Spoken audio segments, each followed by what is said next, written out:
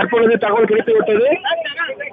Count down தொடங்கிவிட்டது கணேஷ். தற்பொழுது அதிகாரப்பூர்வ அறிவிப்பு என்பது காவல்துறை வாயிலாக தொடங்கிவிட்டது. கவுண்ட் டவுன் தொடங்கிய கணேஷ். தற்பொழுது இறுதி கட்டமாக தொடங்கிவிட்டது. என்ற எந்த நேரத்திலும் இந்த கட்டடம், அதாவது கடந்த 2 வருடமாக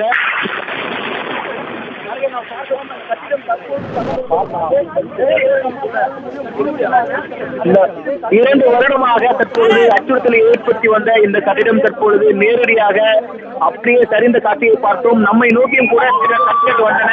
இங்குள்ளவர்களெல்லாம் கூட்ட நெடுகிறார்கள் முழுவதும் குருதிக்காலாக இருக்கிறது. கிட்டத்தட்ட 400 மீட்டர்